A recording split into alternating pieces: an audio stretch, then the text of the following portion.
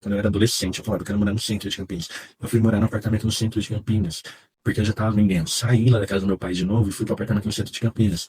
Era um apartamento minúsculo, não era lá aquelas coisas, né? Mas já era exatamente onde eu queria. Não era um lugar chique, era um centrão mesmo, mas não, era o centro de Campinas, onde eu queria morar quando eu era adolescente. Eu não tinha visão de, nossa, vou para um Cambuí da vida, um Taquaral da vida. Não, quero estar no centro de Campinas, porque ali perto tem a região da galera que curte o rock, né? Tem as casas de rock ali perto. E eu curtia muito, eu tinha banda de rock na época.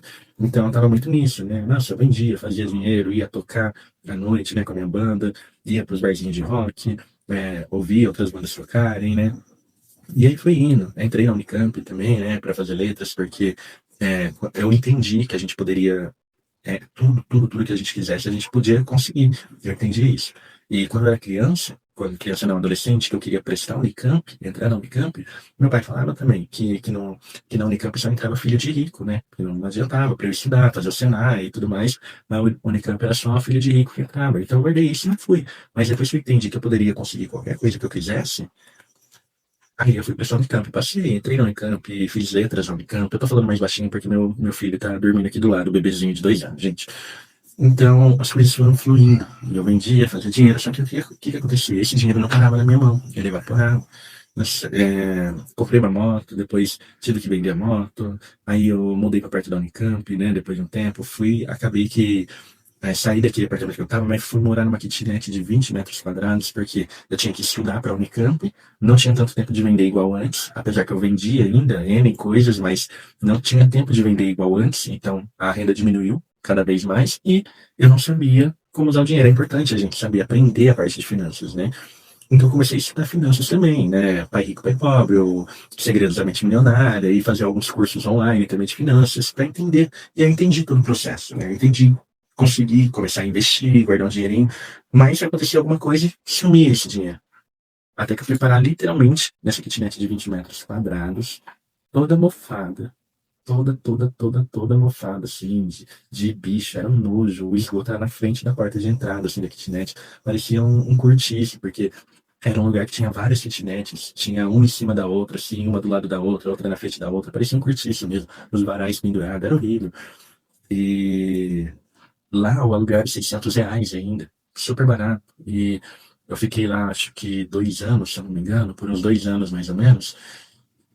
E e foi lá que eu tive essa virada de chave. Eu falei, mas por que as coisas não andam, velho? Porque, eu aprendi a vender, eu entendi que eu posso conseguir tudo. Mas, aí entrando nesse tópico, né? Já eu separei outro tópico aqui, eu tô contando a história, literalmente a história da minha vida pra vocês, né, gente? Literalmente. É isso. Eu tô entrando nesse tópico agora, mesmo sem querer, né? Quando você decide algo, somente passa a buscar confirmações. E aí eu cheguei num período ali que eu não conseguia mais pagar o aluguel dessa kitnet. Eu vendia a moto. Depois, mesmo tendo vendido a moto, eu não conseguia pagar o aluguel, comecei a depender de bolsa, aquelas bolsas auxílio que a universidade dá.